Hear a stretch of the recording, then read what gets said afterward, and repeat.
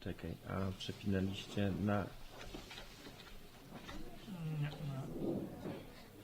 Nic to nie zmienia tutaj.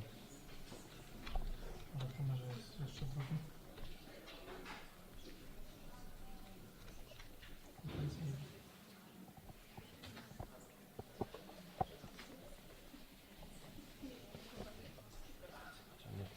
Ja bym wrócił jednak do tamtej, bo ta jest chyba mocno rozładowana bateria. Tak. Kurde, czekaj, input. Jest rozwijaj, teraz nie tak jak powinno być. No.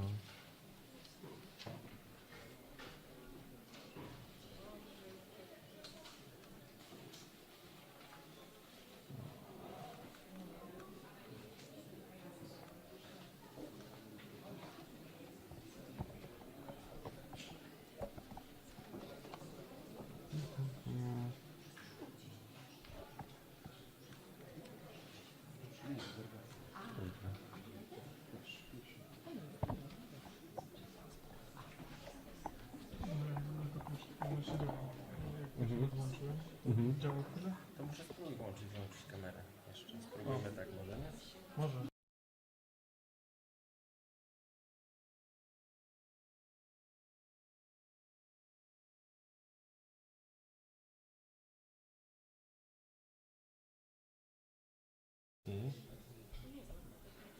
Może trzeba właśnie zrobić kamerę, Kurde, ale jak ci się pojawiło, wiesz, to nic nie no powinno. wiem właśnie, aż dziwne, nie?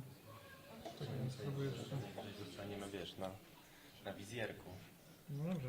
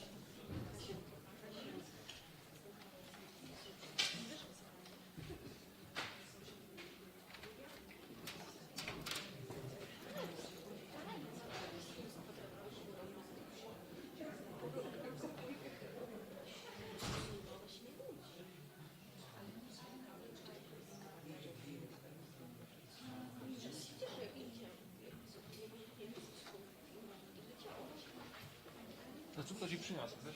Okej.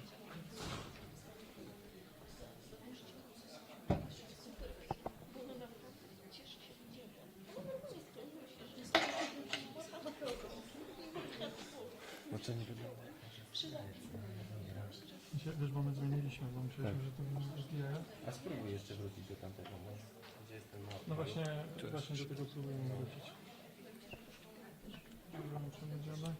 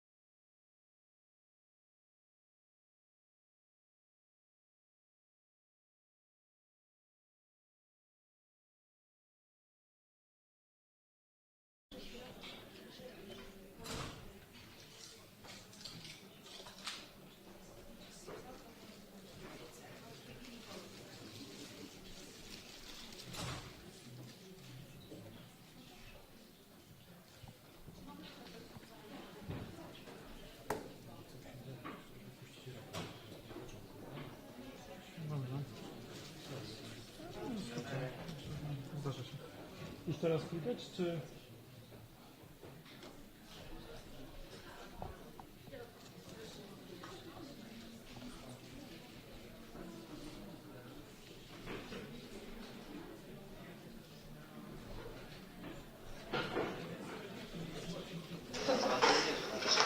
Przejdziemy.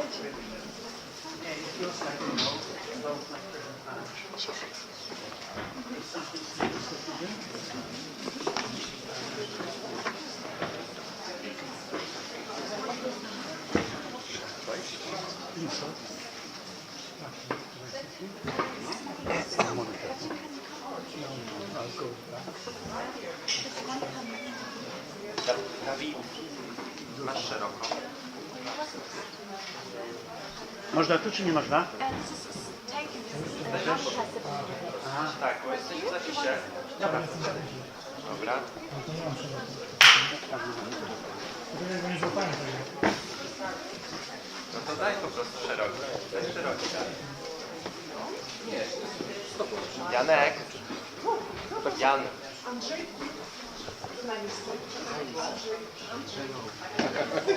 Dobra, już jest okej, Dawid. Hello, nice to meet you, Maciej. Hi, Sebastian. Nice to meet you, Renata. From Poland. From Warsaw. Renata actually is leading the how you women of the in Poland, yes. So I am. I hope so. yeah, I am in the Polish Producers Alliance. This is the organization of the Dobra, u nas są. film. Helpful, clever, Thank you so much. nice, honest man. It's not humor. It's true. Yeah, but this happens and I'm really, really glad. Remember our first meeting? It's really necessary. A, dobra.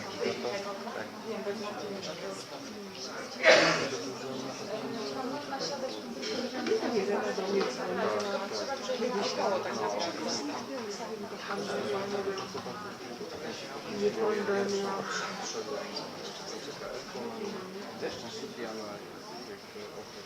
Wielka super.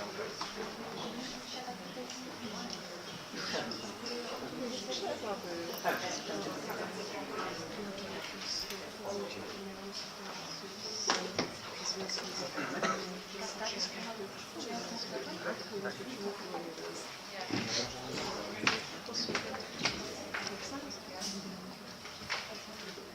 One, two, three.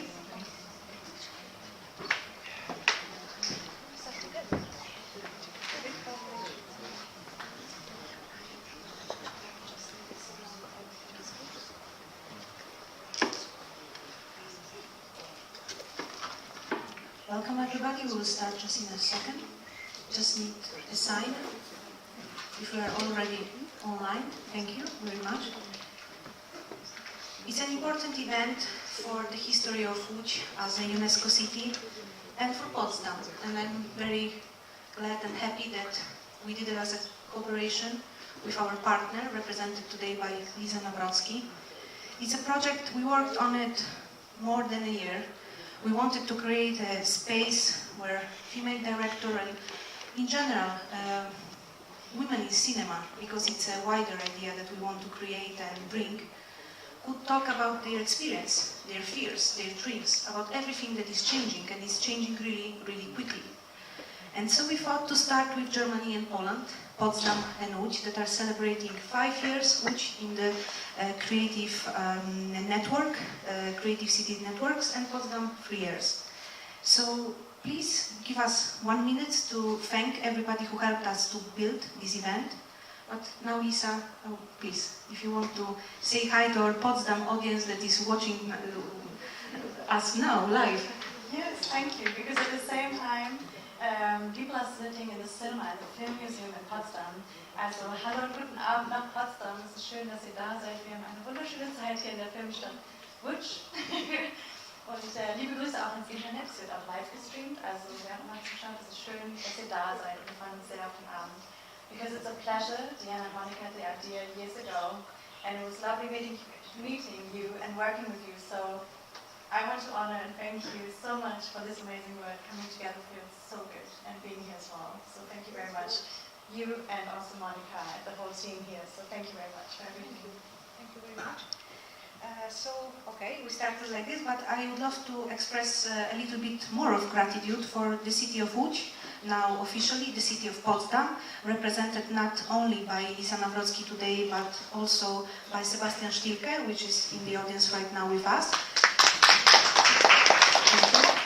EC1, the beautiful place that we are in, Narodowe Centrum Kultury Filmowej, National Center of Film Culture, Film Potsdam, Film Museum in Potsdam, the Fundacja Współpracy Polsko-Niemieckiej, the Foundation of Polish-German Cooperation, and in general for everyone that supported our event, also in the media. And I wanted to thank Filmawka, a streaming site. I wanted to thank a very important group for us, Kobiety Filmu, Women of Cinema, represented today by the producer Renata Czarnkowska, also in the audience.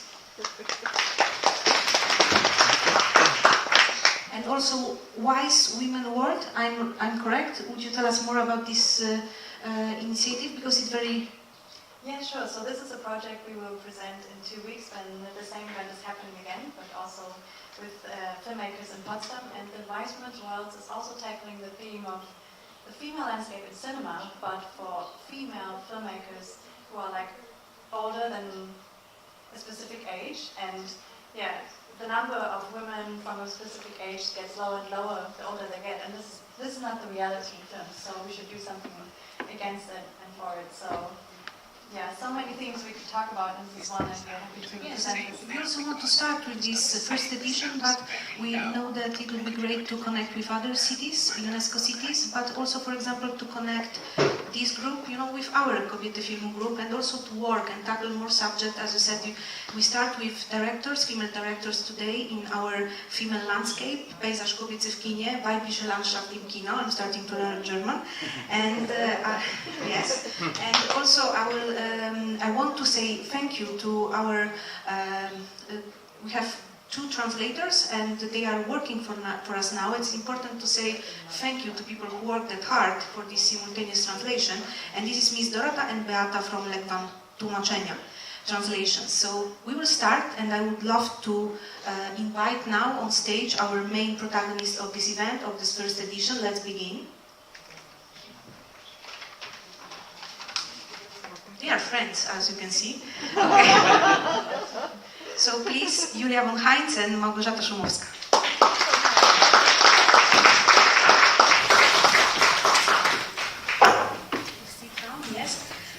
Yes, yes. We are broadcasting on live. We are here in Łódź.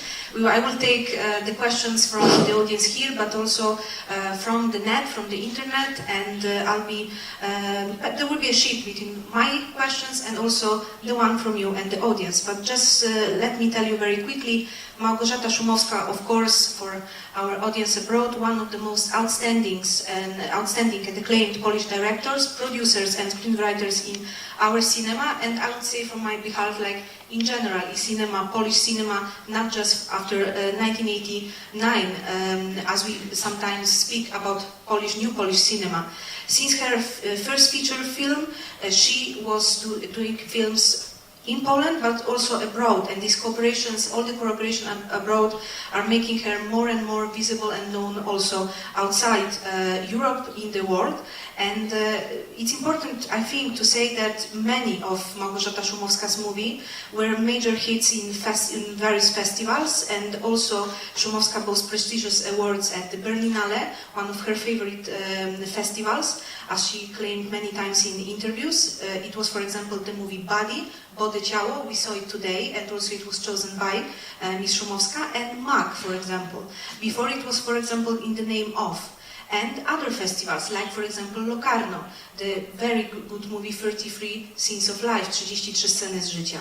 Now we can see more of this transnational cooperation, co-production, and of course I think many of you saw the movie with Naomi Watts called Infinity Storm, that is the latest by the director. So please give a hand.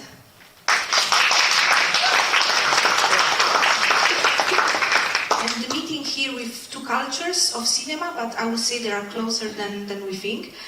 Julia von Heinz, one of the, I think, most interesting and important names in the panorama of contemporary German outer cinema, closely associated with the university in Babelsberg, at one point the Konrad Wolf University. She started with her movie Nothing Else Matter, and it was a debut shown at the Berlinale. In her career we can see that she's focused on women in cinema, for example a project called Katharina Luther, where she told the story of unknown story of the wife of Luther, and maybe we can say now that the biggest success to date is the semi-autobiographical film A Whole World Tomorrow, which was screened at the Venice International Film Festival, and maybe we will also talk about this new project connected somehow to Łódź and Poland. So please also let's greet our second guest. We have one mic also that I will leave here for the audience, and someone maybe later can help me with that. Julia, you posted a beautiful photo of both of us and of you, and it was connected to the Venice Film Festival. It was the first time that you met, and also did you know before your work?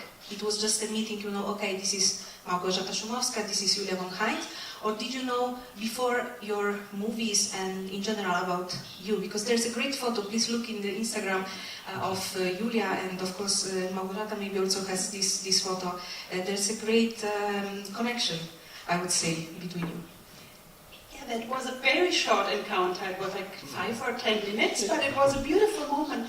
It was the very special Venice edition, the pandemic edition, the first festival after the pandemic, and we had a little moment where we thought, wow, it's 8 female directors, can we all gather them? Yes. And then we dropped the thought, because we were so busy, each of us. But it was a beautiful 10 minutes where we thought, perhaps we can bring them all on one picture, but we didn't manage, but we have one picture with us too.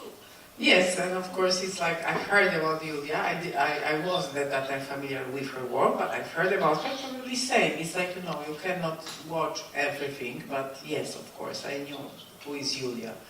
And it was amazing to meet her at Venice in this strange pandemic COVID edition, and we've been all in competition, and I mean, it was amazing.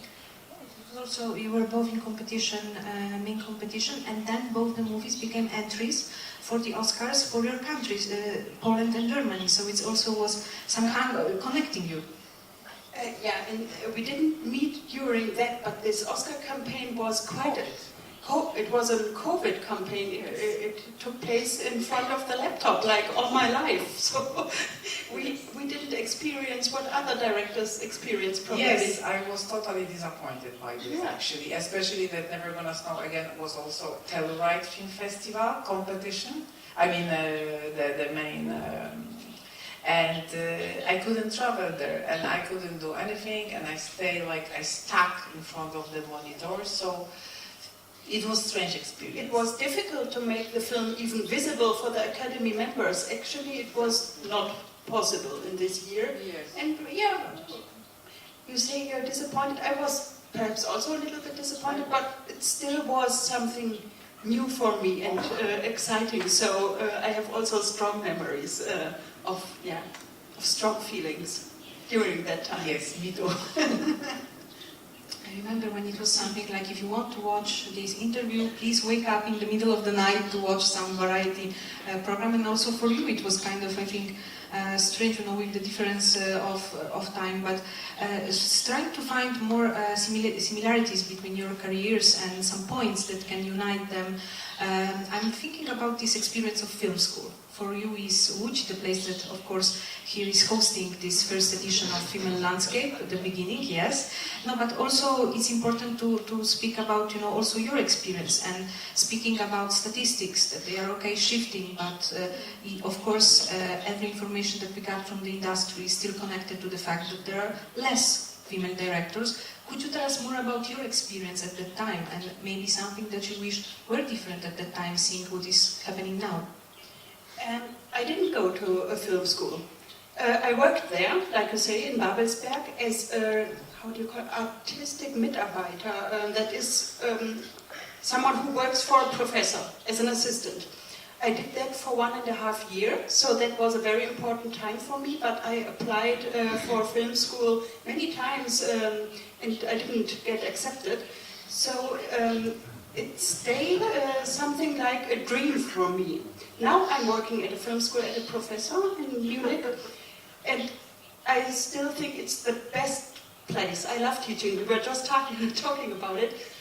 I love this place. A film school is for me, I don't know, a very special and holy place. I always try to be there. But sometimes now I think it is good that I never got accepted, because I have all that energy that tells me no one's waiting for me, no one will come and offer me anything. I have to really fight for everything by myself. So I never lost time, probably. And I see students losing time when they think, I'm safe, I'm at film school, things will come by themselves. I never had that feeling, of course.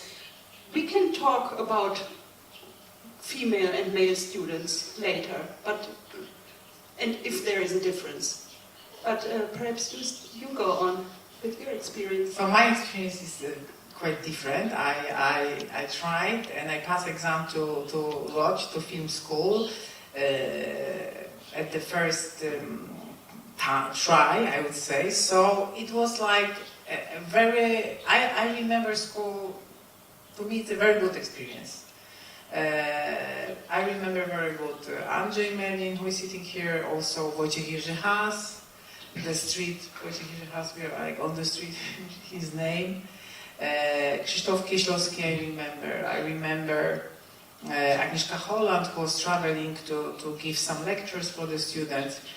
Kluba, Karabasz, the big names, the very, very, very huge names, amazing directors. As we can say, all male, most of them. That's how it looks at that time. And very good teachers, very radical, sometimes even rude, but I mean, I learned really a lot at school. And of course I was a little bit maybe lazy first 2 years, and then it was a kind of pressure. People, they've been ambitious, like I was to have film in Cine Fondation, Cannes Film Festival, I was to have film there. And then I said, me and Michał, I learned, because we are working as a duo now, we said, yes, we also want to have film at Cine Fondation, and we did it. So it was like stimulating and kind of healthy competition at some point, and very stimulating time. But I think it was like a very different moment in history. 90s, 96, 97. So it was a different approach to cinema, different approach to filmmaking. I mean, it's so obvious now. We have all these platforms, and time has changed so much, and the festivals are like less important. And of course, there is much more female directors, which is brilliant. And I think now it's a. When I was a student, I had like maybe few girls, and then most of them vanished. So it was not easy, but on the other hand, I didn't remember any moments like at school that I felt awkward because I was a girl. No, I didn't feel anything like that, I must confess. But I started to feel it after, when I started to work, when I was trying to raise money for my project, then yes, of course.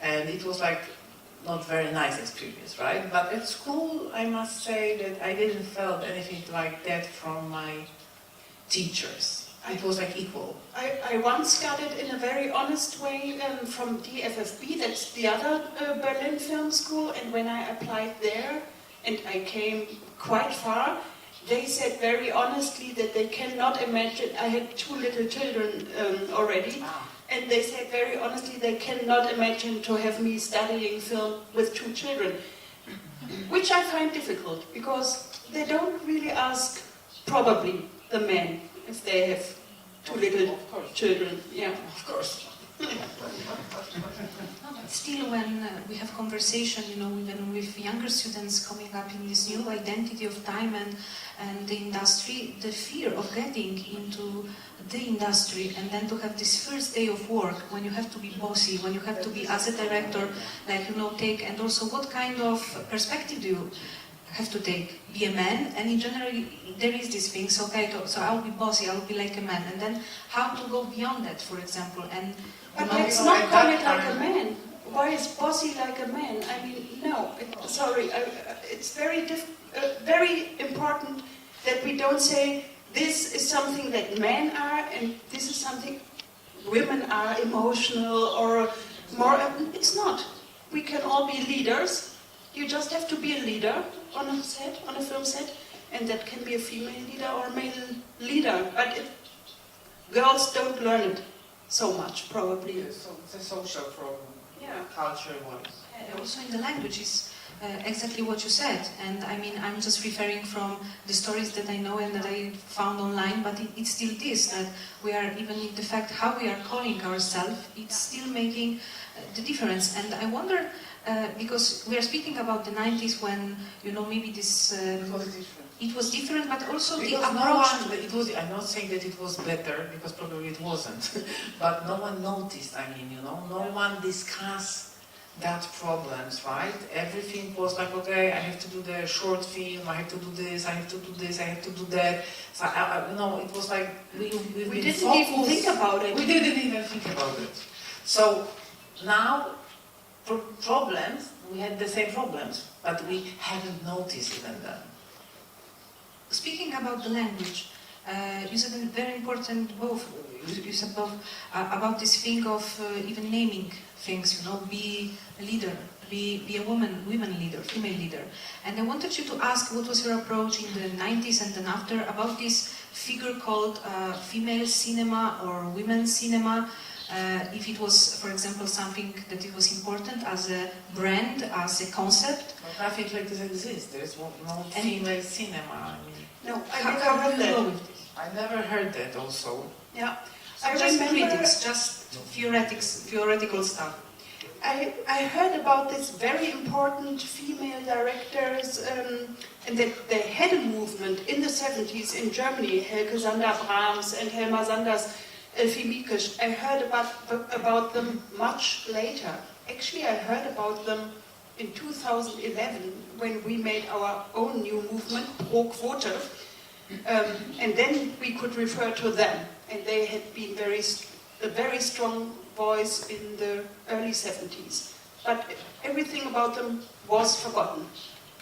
Yes, and I was referring to Agnieszka Holland, Jane Campion, The funny thing is when you want to, for example, take some movies from a distributor, you can go to his site and, for example, see that there is a tag called Women's Cinema, and then there is, this brand, and it's one thing that is used in some reviews, in some articles, and okay, we need sometimes to somehow write something about the world and the reality. But it's also used, for example, as something to sell. So now this is the time for selling this, so let's make, this. And this is quite strange and also discriminatory. I mean, why is it cinema and female cinema? Why is it not cinema and male cinema? It could also be the case.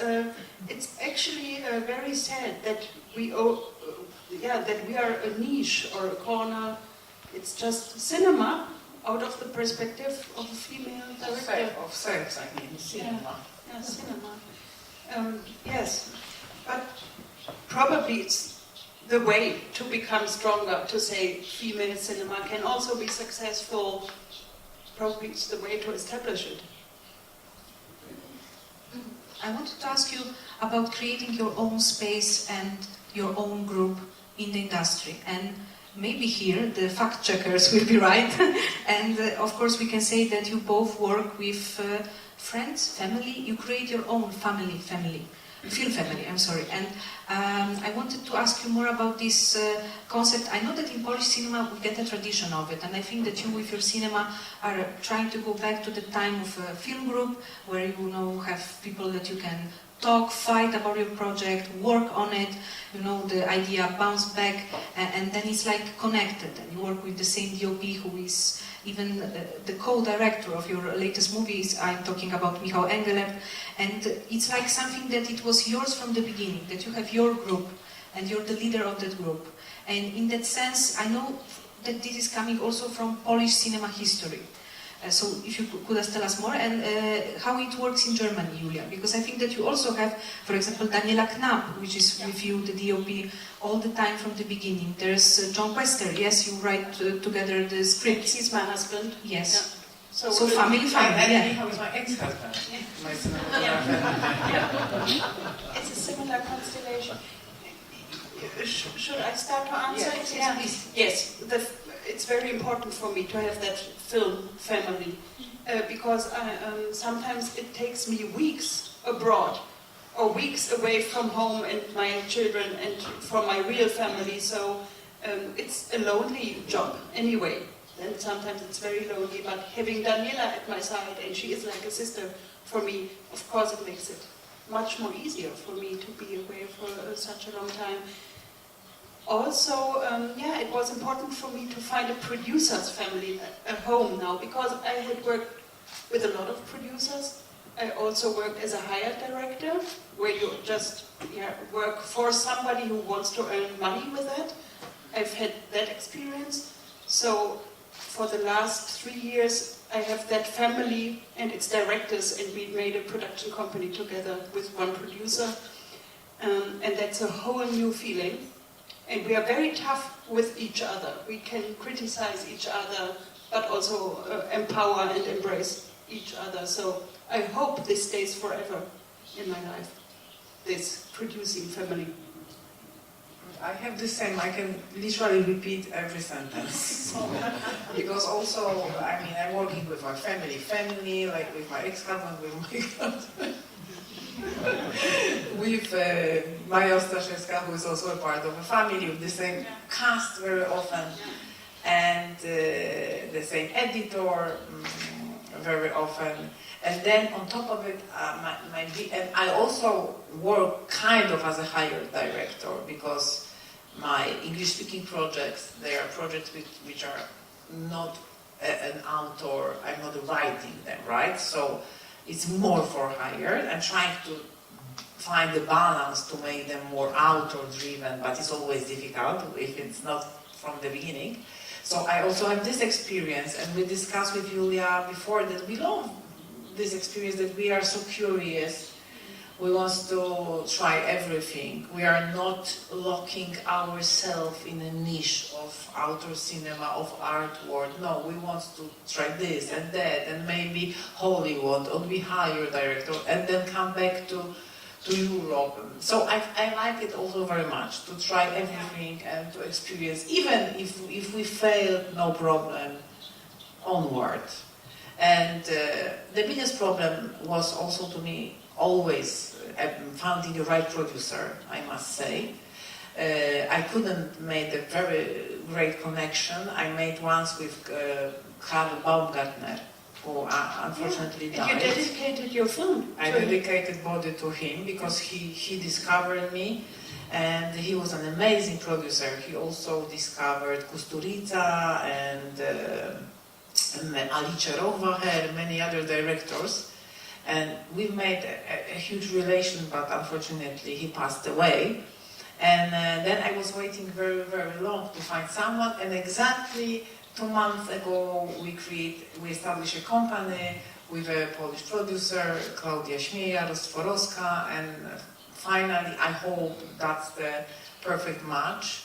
and I hope it's gonna be my production family for forever. I hope.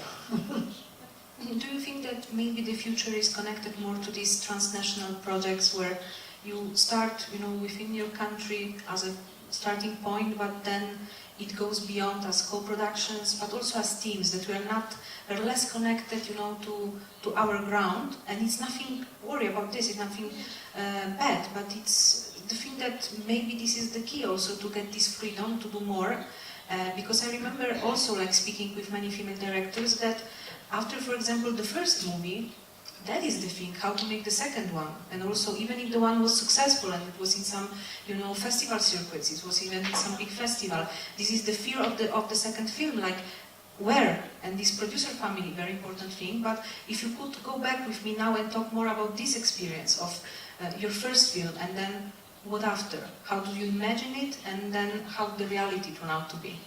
For me, it was like very interesting experience because I was immediately taken by international market. So I would say it was not very complicated because I was 26 years old. I made my first film, Happy Man. I won Thessaloniki. I was nominated for European Film Awards as a discovery. And then immediately Karl Baumgartner called me and he asked me, may I work with you on your next project? What is your next project? And then Sundance Film Institute asked me, can we develop your script? So it was very intense and super quick. So it was one of the first, my second film, Oh No, Stranger, was one of the first international co-productions since 20 years. And it was easy because it was a significant co-production. I remember that first, since, as I said, 20 years. So it was quite easy. I was just more afraid that maybe I can fail or something, but I'm the person I'm trying not to think about this. So at the end, the film found a place at Panorama, at Berlinale, and actually opened kind of my door to Berlinale Film Festival. Yeah. I remember, I don't know if you've seen this movie, it was based on a very, it's still an important novel, but then back at the time it was huge that it's based on this novel by Trakowska, and also... Who is my mother? Was my mother. Speaking about family, no? And yes, but the thing is that, that it's not getting all the subject, that's what I am trying to say, that maybe it will be good to make a retrospective now of all the films that you've done. No, maybe better not. Okay. I don't think they are very good, so maybe in the future. Yuna, what about you? It was a very it was a very different experience because nothing happened after my first film. Really nothing. I sat there with 2 children and I thought this will never be a profession for me.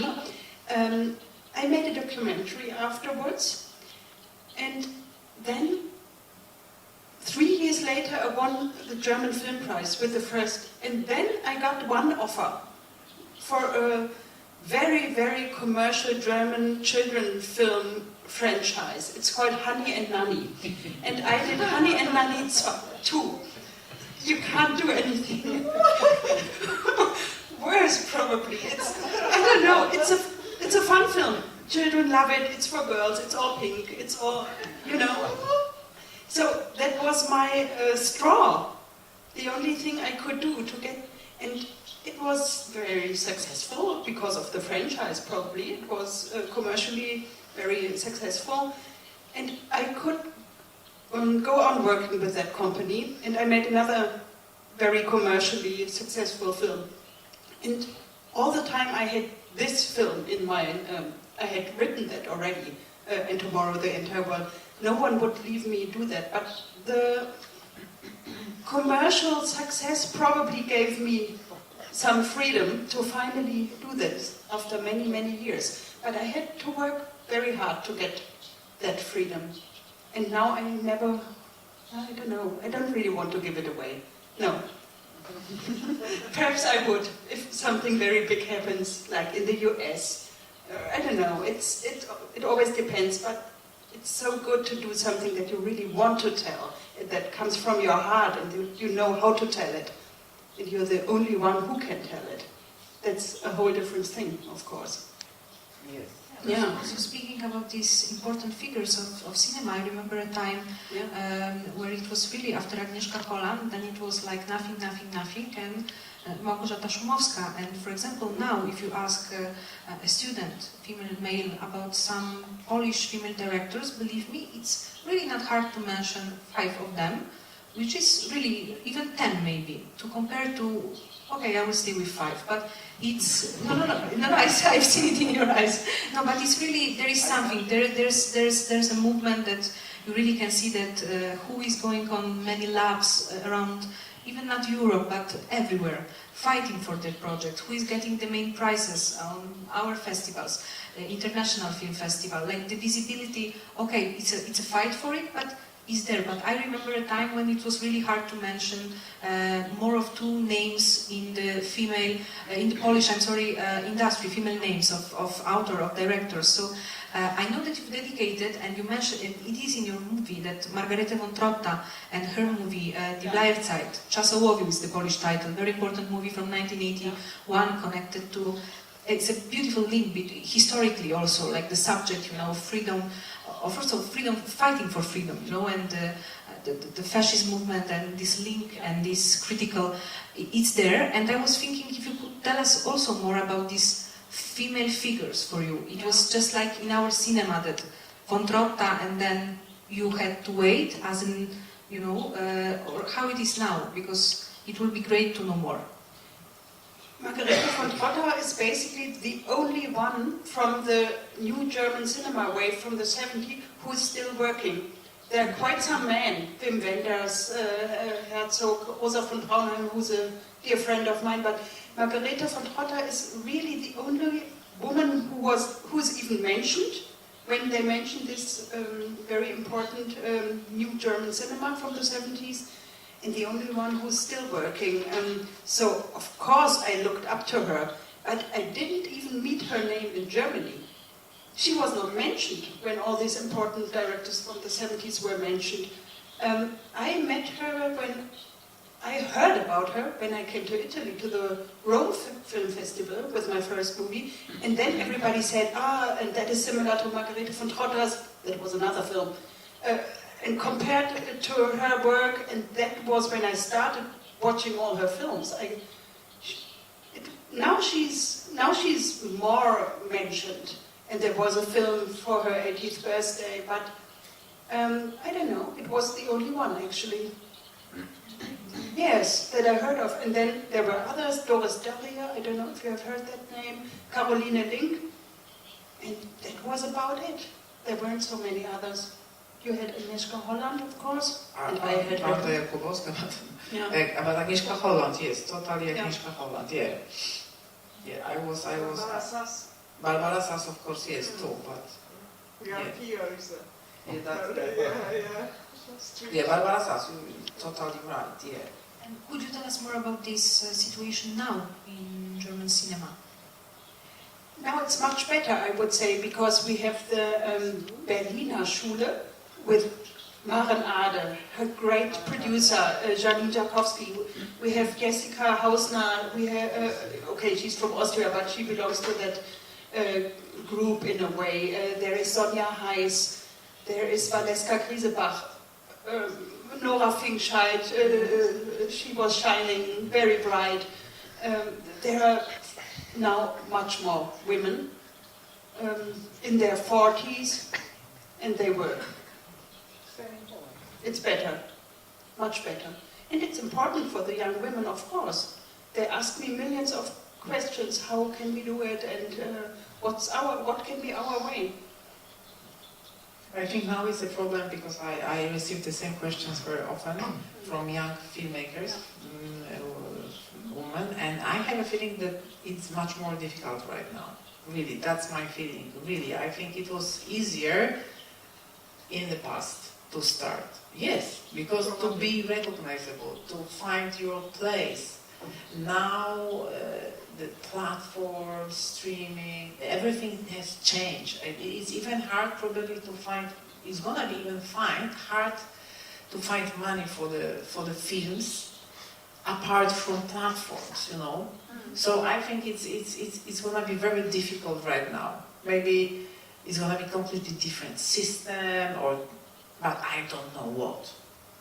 But is there any tendency of this new cinema connected to VOD platforms and in general these changes also in festivals? Is there any tendency now that is, for example, annoying you, that you are a bit like, okay, like I'm very annoyed by this. No, by platforms. No, I mean, of course, if you're shooting, it's all about series now, and when you're shooting a series, it's very important that the director is invisible. His voice should be invisible because you need to change the directors. He's shooting one episode, she's shooting episode 3 to 5, and someone else will come and shoot episode 7 to 9. So, of course, it's very important that you don't bring your artistic voice into this. The creators are much more important now. And when we talk about this, there are very little female creators. Creators in Germany, for German series, it's like 10% female creators. Directors more, but you don't even hear their names because they are one of all these directors who do episodes, which is fine. They can earn money with it. Yes. Yeah. That wasn't possible before. I mean, it's a lot about earning money and having a life. It's also a profession to make a living. Yes, It's easier. I didn't. It's easier in that sense, definitely. But then it's very hard to build name on top of it. I would say, or your style, or create your cinematic language. How you can do it? You can't. I think it's just 2 episodes? It's so. really hard. But also, you are not deciding. The creators are deciding. The showrunners are deciding. I don't have this experience because I never done any TV series yet. But Julia, she. Yeah, but I was lucky. I was the creator of that series, and that was a very interesting and good experience. But yeah, shooting episodes is something totally else. I think it's easier for women at the moment. When I see my students, I can see that more of them are working, and I can also see that a platform like Netflix says, okay, we want a female director and a male. It has to be equal. And that is something very new. In that sense, it's easier, but in a sense, like to build your career, it's much harder, I think. I think so too. And yeah, exactly. Also, it's interesting, the subject of style, because we can say, watching, Body Ciało, the movie that you also said that you want to project here today for us, and we're thinking which one. And also I think that this movie is like, I know that you had before movies, but this is like the one that opened up things, I think. I remember doing an interview with you in the Berlinale, and also I remember this story when you said that if not a film director, I would be a great casting director. As you knew that it will be like important also that they will get more visible in the future, that this is an important subject, and that working with actors and also finding the right person to the part is something that you love in cinema. And with Body Ciało, it's clicked everything. It was the movie that opened also the amazing prize that you got in the Berlinale for directing. So also, I really want to open up this discussion. We saw these movies today, and if you want to speak of any movie of Małgorzata Szumowska, please do, but we are fresh after the screening of Body, a category which is so important for the cinema of Małgorzata Szumowska, as we think from L, Polish title sponsoring, of MAG, Twarz, even now the extremum, I would say, of the physicality of the body in an Infinity Storm. So it's also like almost a theme, I would say, of your cinema, that it's coming back and you are telling this in various aspects, I would say. Yes, I think so. And also we saw a movie that maybe we can name a bit as autobiographical. It's a hard word to say, and this is maybe not my day for this word, that is connected to your life, and it was inspired by events in the 90s. But of course, it's not one-to-one. It's not the character, the main character. It's based on, I don't know, the events like precisely. But this is something that you wanted to do, and that was amazing for me when I read it. At the beginning as a historical film, that it was supposed to be in the 90s, and then, I mean, the reality give you like an important message, like, no, maybe it's time now to tell this story. Could you tell us more about this? This project had many shapes, because I worked so many years, I think 18 years. It was a contemporary film from then, when I started it. Then it grew out. Then I tried to make a documentary about that group, about my own Antifa group, and what came out of everybody, and how their lives developed. That didn't get financed. Then I did the script historically. It was, it should play in the 90s.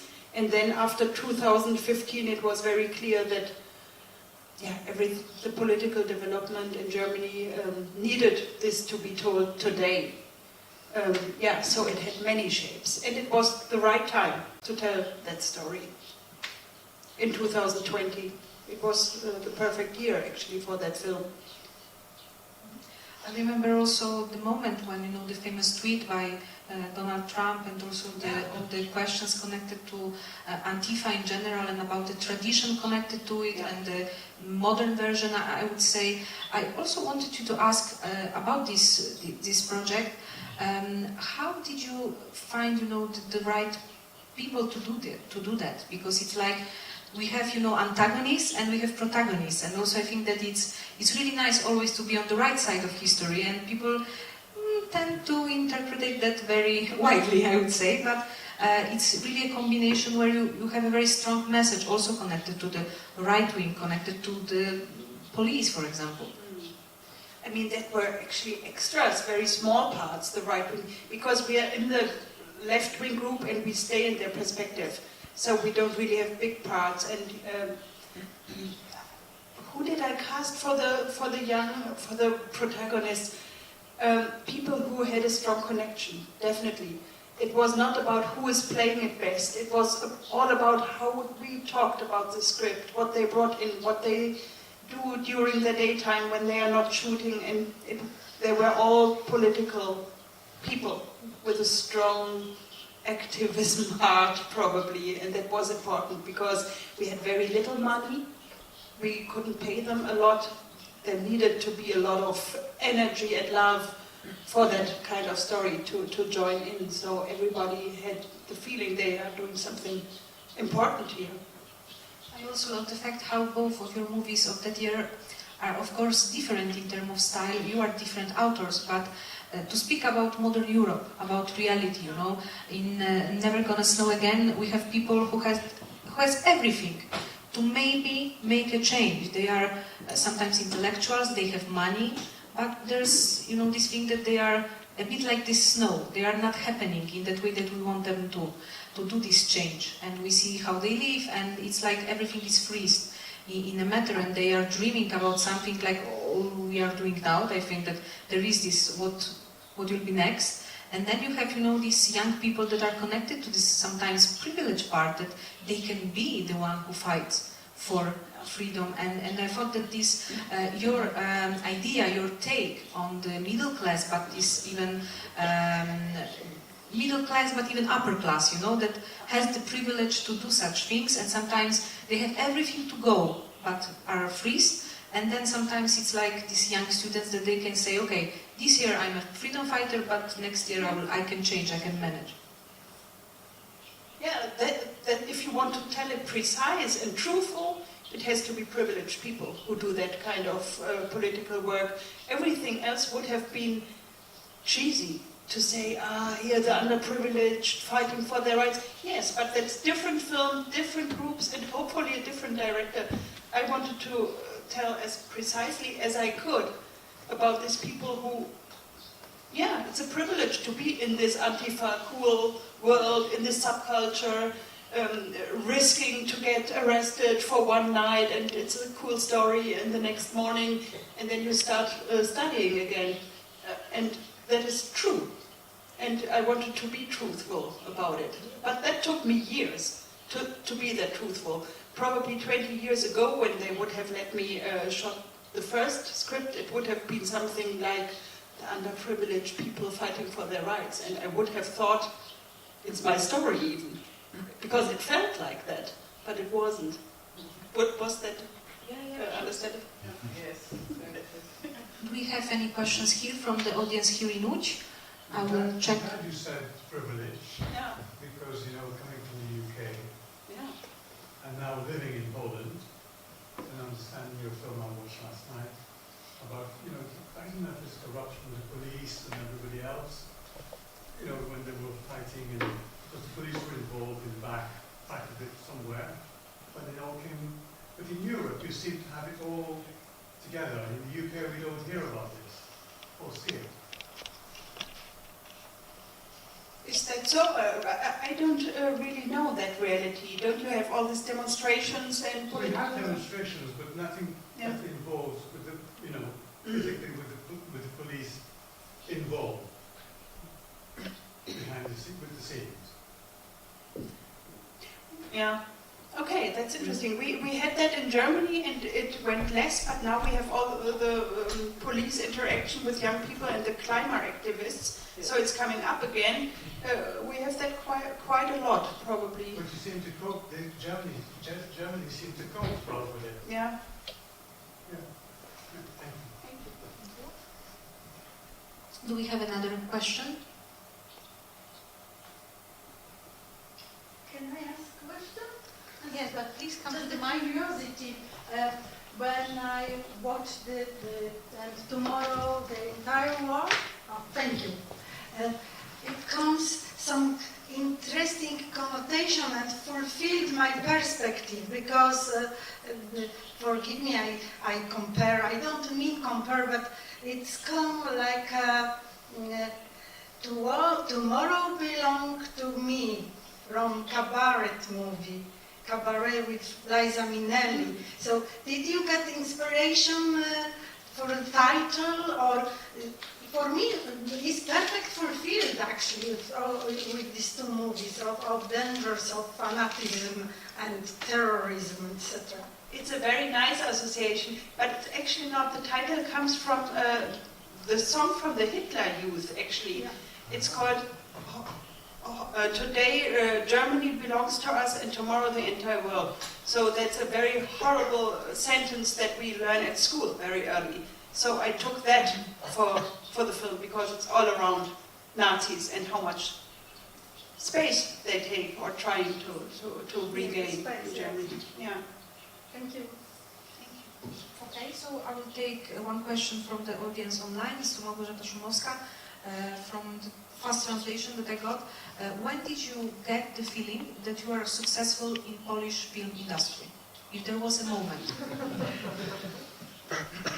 I don't know, very late or very late.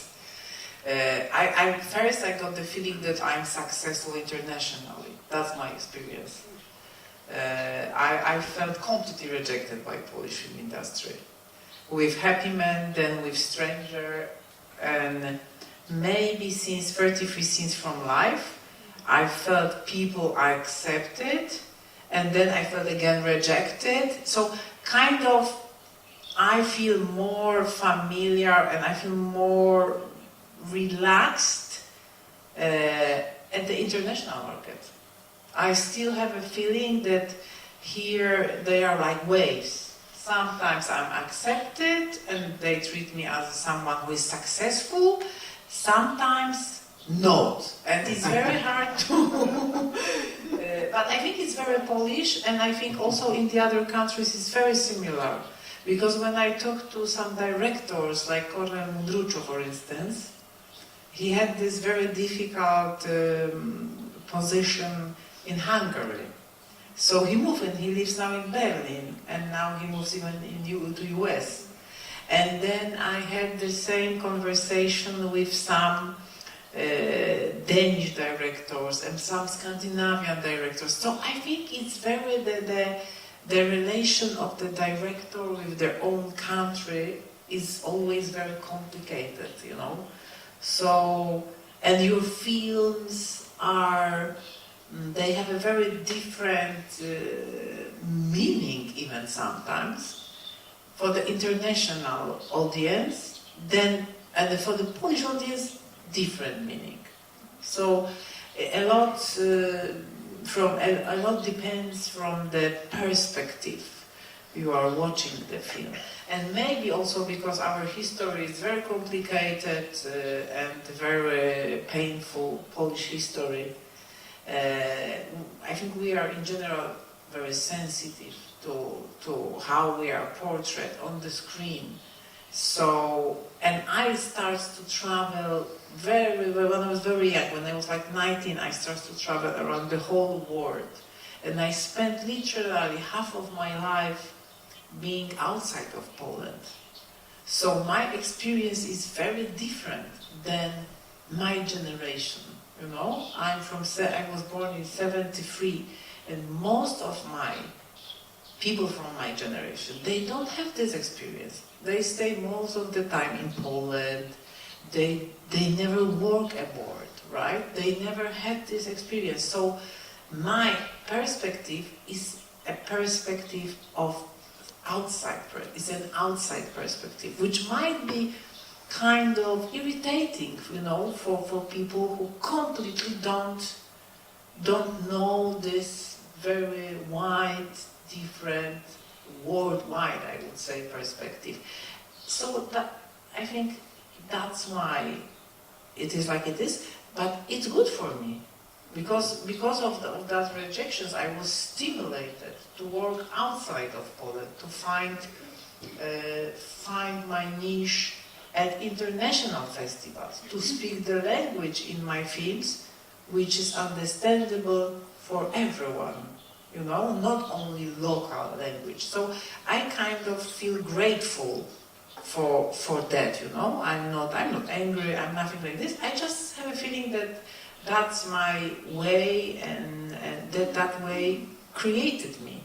So I think it's not bad. It's not bad. And as I said, it's not very unusual. It's many directors I met, they had the same experience. What is your experience in Germany?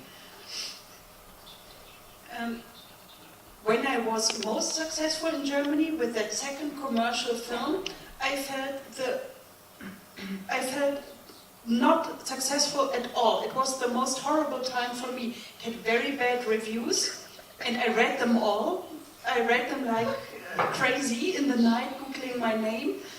And this is terrible. Yes, but I couldn't let this feel. Yes, so I felt the worst successful when I was probably the most successful. So it's something very difficult. What is success actually?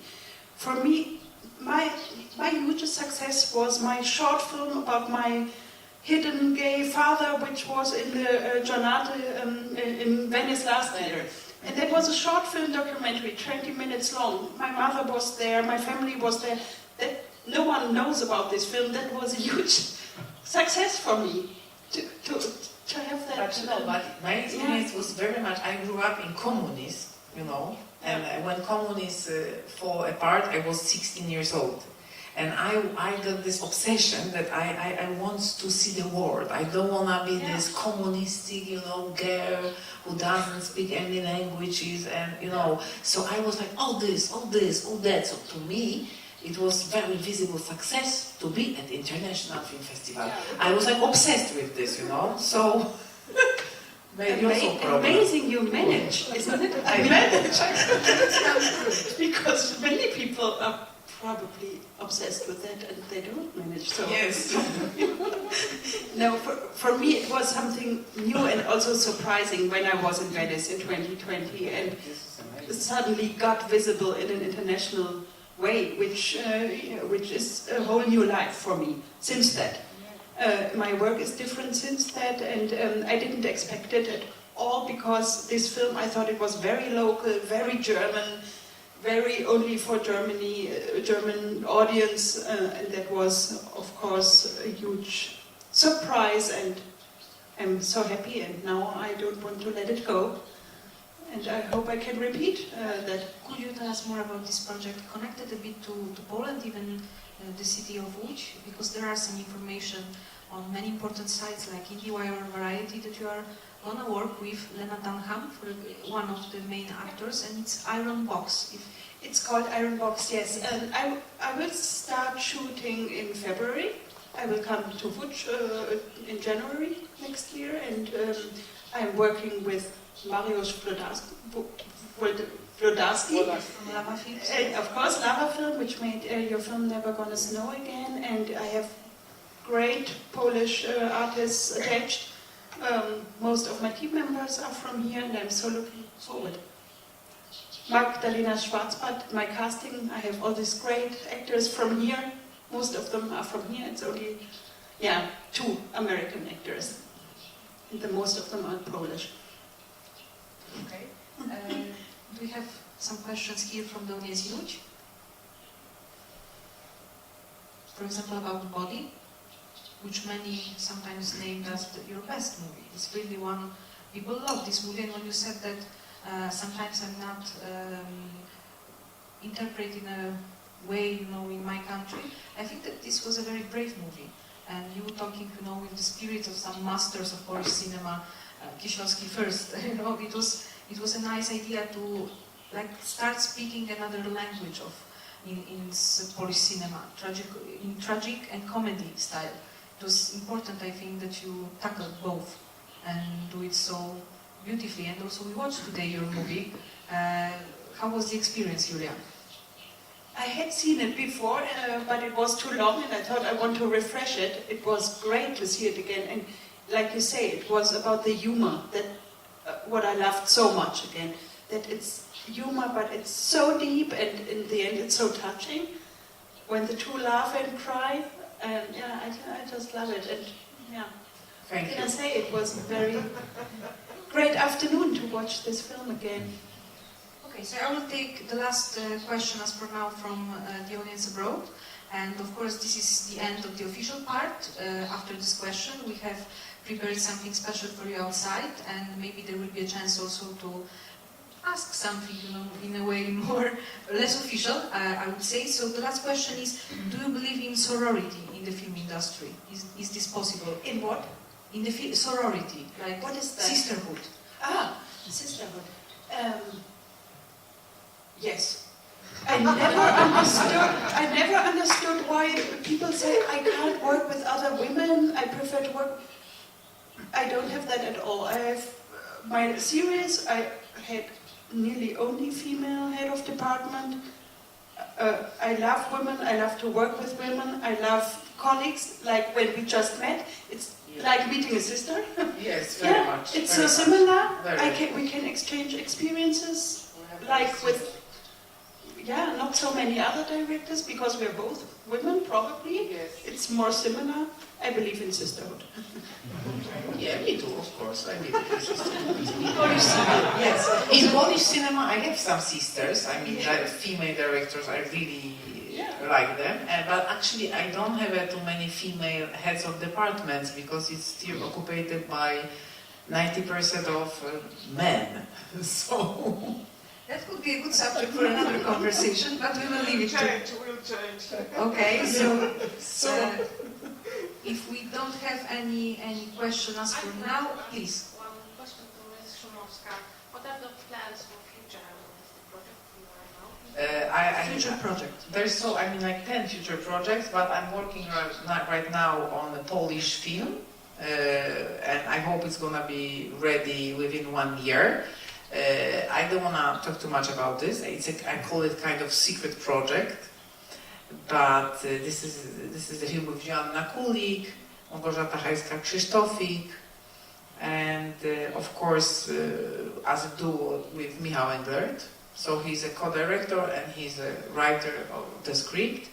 Then I'm working on a documentary in Ukraine, which is a very interesting and difficult experience. I think this experience might transform me, or already transformed me, because we are traveling there with the camera, only 4 people. We are shooting soldiers who lost their limbs arms, and it's very, very, very strong experience. And I'm gonna continue that film. And then, of course, I have several English-speaking projects for the future with my producer Claudia. Also, these 2 films I'm doing with her. So yeah, let's see. There's many, many, many plans.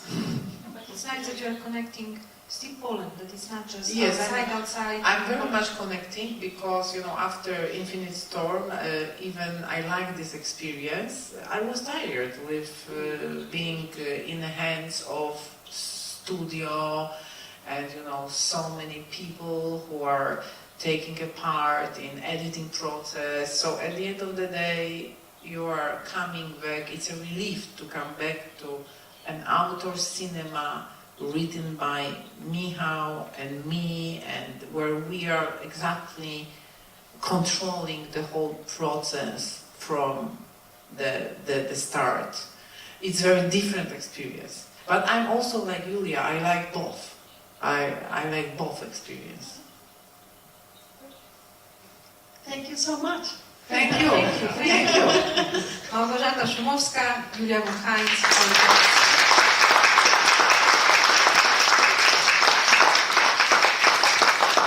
Just take a minute. I just want to say thank you once again, and also invite you. The second experience connected to female landscape will be in Potsdam. We'll be screening here 2 movies, and it will be just broadcast here, but it will be live in Potsdam with DOPs, female DOPs. It will be Sabine Panosian and Ita Zbroniec-Zajd. So if you want to know more, just click to the sites of UNESCO or Łódź or Potsdam, and please come. It's the 19th November. We really want you here. And thank you for this opportunity and talk. And I hope we will see each other more on such talks. You were amazing, guys.